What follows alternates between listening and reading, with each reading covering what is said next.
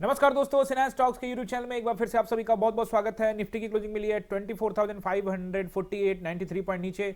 Bank Nifty का video already डाल दिया है जिसकी क्लोजिंग हुई है 174 पॉइंट नीचे। और यहाँ पे ध्यान रखेंगे, कल है सेंसेक्स की एक्सपायरी और आज ये 236 पॉइंट 236 पॉइंट नीचे बंद हुई है। तो गाइज यहाँ पे आज सेंसेक्स का वीडियो भी डालूंगा, तो जरूर देखिएगा। बैंक निफ्टी का वीडियो ऑलरेडी डाल दिया है। यहाँ पे आपको ध्यान रखना पड़ेगा, जोन जब ब्रेक हुआ था बैंक निफ्टी में तो हमने ट्रेड बनाया था, बट निफ्टी में ट्रेड नहीं बनाया हमने। क्यों नहीं बनाया वो भी मैं आपको बताने वाला हूँ। और आज इस वीडियो में मैं कुछ स्टॉक्स के जो लोगों ने कमेंट किया, जैसे कि मैंने आप लोगों को कहा था कि अगर आप कमेंट करोगे अपने स्टॉक के बारे में तो जरूर मैं उसका लेवल अपने हिसाब से आपको बताने का कोशिश करूंगा कि क्या लेवल्स वहां पे आप लोग का कई लोग ऐसे हैं जिनका पोर्टफोलियो रेड में है, तो क्या निकलना चाहिए, बने रहना चाहिए, वो जानकारी मैं यहां पे दूंगा। फिर भी मैं आप लोग को बता देता हूं कि गाइज मैं सेबी रजिस्टर्ड नहीं हूं। आप कोई भी डिसीजन लेते हैं तो अपने फाइनेंशियल एडवाइजर से सलाह जरूर ले लीजिएगा। देखो, हम लोग पहले निफ्टी को यहां पे देखते हैं और फिर मैं स्टॉक्स में लेके जाऊंगा। वन डे टाइम फ्रेम में ले जाके मैं आप लोग को यहां पे सपोर्ट रेजिस्टेंस बताऊंगा। उससे पहले आप सभी से रिक्वेस्ट है कि अगर आप इस चैनल पे पहली दफा आए हो, पहली दफा मुझे देख रहे हो या पहली दफा इस चैनल पे पहुंचे हो, तो गाइज सब्सक्राइब कीजिए और बेल आइकन प्रेस कीजिए ताकि इस चैनल पे जो भी वीडियो है आप तक सबसे पहले पहुंच जाए। बेल आइकन बिल्कुल आपके राइट साइड में नीचे में होगा, दबा दीजिएगा और वीडियो आपके पास तुरंत पहुंच जाएगा। गाइज इस चैनल पर जल्द ही क्रिप्टो का वीडियो भी शुरू करने वाला हूं। क्रिप्टो की क्लासेस भी स्टार्ट होने वाली है, जैसा कि आप लोगों को मैं पहले ही बता चुका हूं। जो पहली दफा है उनको बताने लगा हूं कि क्रिप्टो भी इस चैनल पे आपको मिलेगा, तो इसीलिए आपको सब्सक्राइब कर लेना चाहिए। चैनल आपके काम का चैनल रहेगा ये। गाइज पहले 5 मिनट के टाइम फ्रेम में देखते हैं, तो आप देखोगे कि यहाँ पे जब बाजार शुरू होने के बाद थोड़ा सा ऊपर जाने के बाद, देखो जोन में था मार्केट में, पहले ही बोल चुका था स्टूडेंट को, आप लोगों को भी बता चुका था कि देखो जोन एक बार ब्रेकआउट हो जाता है तो जरूर हम लोग जाएंगे। और मैं आज देखोगे तो ये जोन का ब्रेकआउट हुआ था, लेकिन देखो पहले तो ये जोन में था, यहीं पे था और ऊपर में यहीं पे था, तो हम नहीं ट्रेड करने वाले थे। एक डिसिप्लिन नाम की भी चीज होती है जो मैं हमेशा उस पर काम करता हूं। देखो कभी कभी आप गलती कर देते हो, ठीक है, लेकिन बार बार नहीं। अब ये जोन जब ब्रेकआउट हुआ तो हम यहाँ जाके ये पैसा जरूर बना सकते थे, बट हमने यहाँ नहीं, बैंक निफ्टी में बनाया। जोन वहां ब्रेक हुआ 300 यानी कि 53-300 जैसे ब्रेक किया हम गए। अब मेरे को ज्यादा नहीं मिला, 50-60 मिनट मिला, हम खुश हैं, उसमें कोई दिक्कत नहीं है। हमें उतने ही पैसे चाहिए थे गाइस, और वो उसमें हम खुश है। लॉट साइज के ऊपर डिपेंड करता है। यहाँ भी मार्केट में स्कैल्पिंग करने के लिए भी कुछ था क्योंकि जोन ब्रेक हुआ था, लेकिन प्रॉपर जोन ब्रेक अभी नहीं हुआ है। तत्कालिक जोन एक ब्रेक हुआ है, प्रॉपर नहीं हुआ है। प्रॉपर जोन जो है ये पूरा भी देखोगे ध्यान से तो ये पूरा जोन ही है बाजार। अब जब ये 500 का राउंड नंबर गाइस यहाँ पे ब्रेक करता है खास करके, तो जैसे ही ये बाजार का जोन, ये जो राउंड नंबर है आपको यहाँ पे जो दिख रहा है, ये जब इसे ब्रेक करेगा गाइस यहाँ पे, तो आपको यहाँ पे जबरदस्त गिरावट देखने को मिल सकती है और पैसा आपका बन सकता है। लेकिन मैं आपको प्रॉपर तरीके से समझाना चाहता हूं।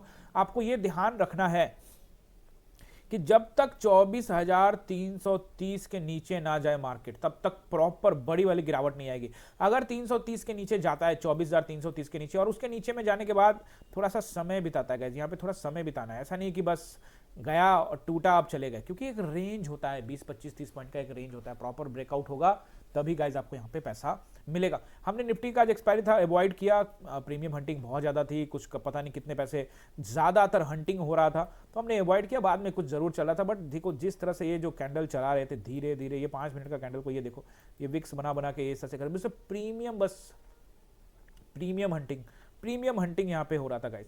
अब देखो यहाँ पे हम लोग वन डे टाइम फ्रेम में चलने से पहले मैं आप लोग को क्या करता हूँ, स्टॉक्स के बारे में एक बार बता देता हूँ और फिर मैं इसका सपोर्ट एंड रेसिस्टेंस भी यहाँ पे आपको बताने वाला हूँ। तो सबसे पहले जो कमेंट आया उसके हिसाब से, तो एक किसी ने कमेंट किया था भाई ने एनएचपीसी के बारे में, तो एनएचपीसी को देख लेते हैं। देखो गाइज यहाँ पे चार्ट आप लोग को एनएचपीसी का दिख रहा है और यहाँ पे हम लोग देखते हैं तो एनएचपीसी में देखो कितने के खरीद में, वो मुझे आइडिया नहीं है गाइस, क्योंकि आप लोगों ने कहा कि जो आपने स्टॉक का नाम दे दिया और क्या खरीद रहे हैं, कितना स्टॉक खरीदा, वो आपने बताया नहीं है।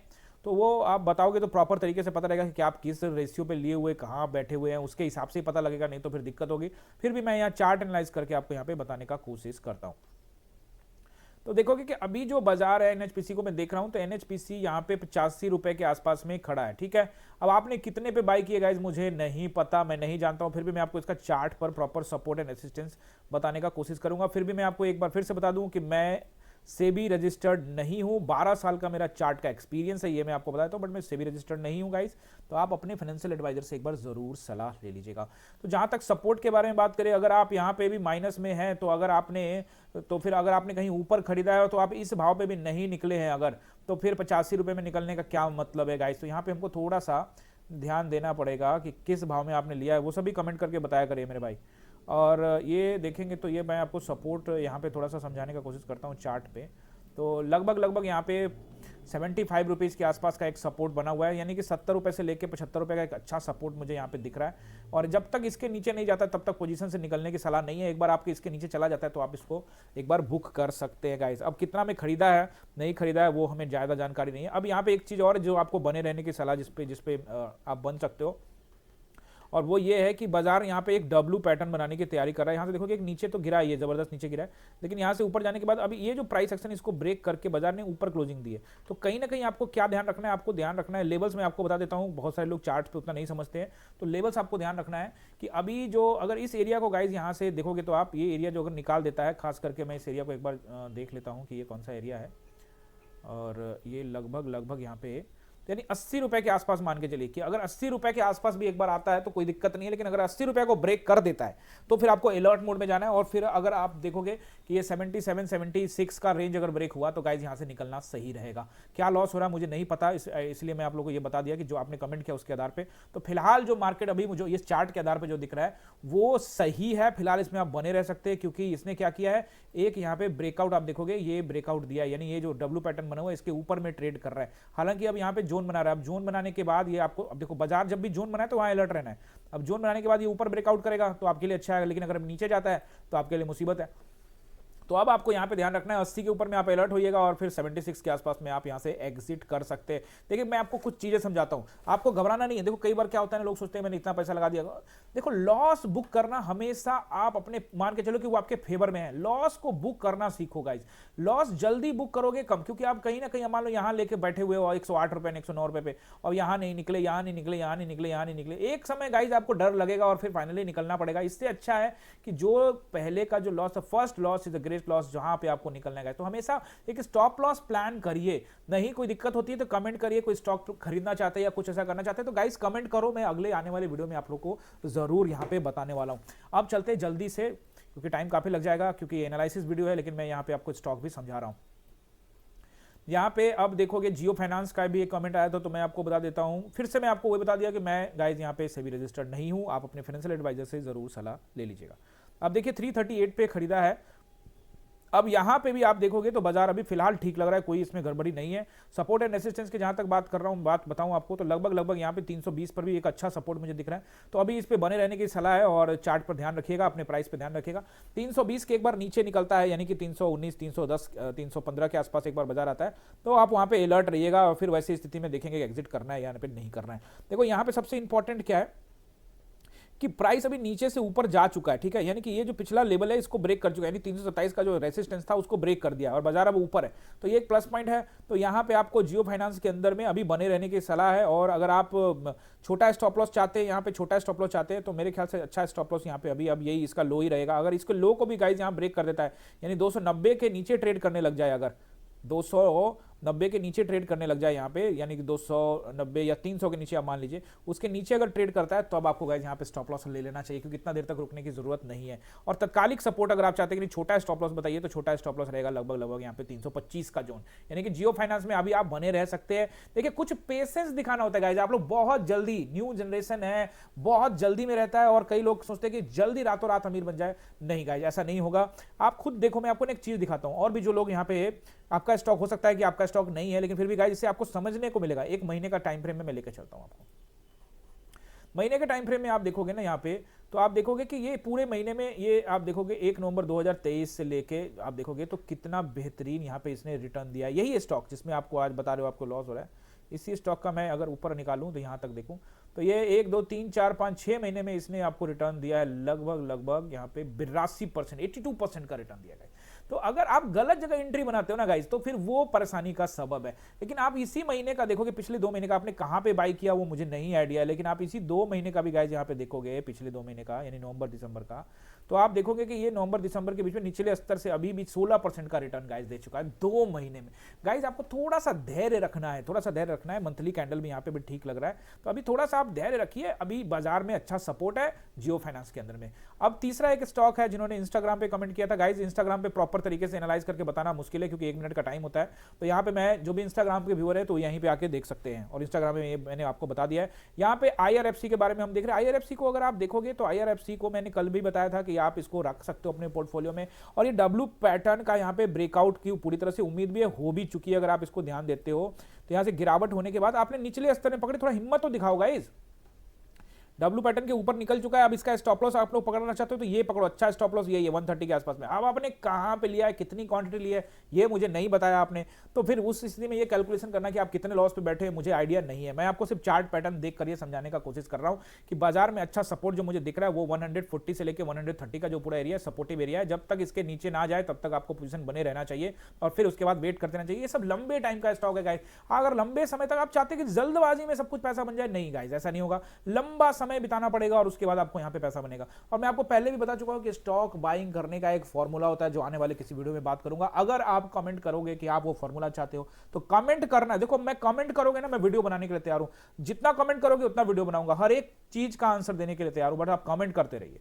अब देखो सुजलॉन के बारे में बताता हूं। किसी ने सुजलॉन के बारे में पूछा था, एक भाई ने मेरे, तो सुजलॉन देखो एक स्टॉक, एक पेनी स्टॉक था, अब थोड़ा ठीक हुआ है। इसके देखोगे तो गिरावट जो है एक 85 रुपए से लेके ये फिर से वापस आ गया था 54 रुपए के आसपास में, और इस जगह पे आने के बाद लोग यहाँ पे सोच रहे थे कि क्या किया जाए नहीं किया जाए। तो अभी गाइज इस स्टॉक में बने रहने की सलाह है क्योंकि ये एक पेनी स्टॉक है। हालांकि मैं ये सब खरीदने की सलाह नहीं देता, लेकिन आप बने हुए हैं तो आपको थोड़ा सा धैर्य रखना है, और धैर्य कहाँ तक रखना है वो भी मैं आपको बता देता हूँ। आप तो पहले देखो, अगर आपने किस भाव में दिक्कत क्या है कि आप लोग सिर्फ स्टॉक का नाम लिखोगे तो काम नहीं चलेगा। बाइंग भाव भी लिखो, कब खरीदा, डेट भी लिख दो, ताकि पता लगे कि भाई इतना में खरीदा है, ये भाव में खरीदा है, कितना क्वांटिटी खरीदा है ये भी लिखो, ताकि पता रहे, मुझे हिसाब से कैलकुलेशन करने में बनेगा। अभी मैं सपोर्ट के बारे में बात करूं तो एक तो ये स्विंग को पकड़ते हो तो ये निचले जो एक सपोर्ट है यहाँ पे नीचे लो है वो लगभग यहाँ पे 60 रुपीज के आसपास का है। तो अगर गाइस 60 रुपीज के भी नीचे आता है तो आपको अलर्ट मोड में चले जाना है, क्योंकि अगर ये 60 रुपीज के नीचे चला गया तो फिर इसका मतलब ये है कि ये फिर अभी नीचे वाले को टेस्ट करने के लिए चला जा सकता है, 53 को टेस्ट करने के लिए। और अगर निकलने एग्जिट करना है तो भाई अगर ये अपने लो को ब्रेक करे तो एग्जिट करना ही पड़ेगा, दूसरा कोई चांस नहीं है। क्योंकि आपने कहां पकड़ा मुझे पता नहीं, अगर आपने 85 रुपए पकड़ा तो अब तक बैठना ही चाहिए, तो एग्जिट करके आपको निकल जाए। हमेशा ये देखो कि स्टॉप लॉस दे दो, और फिर कुछ और भी स्टॉक्स है ना गाइस, स्टॉक्स को अलग अलग तरीके से पकड़ना होता है।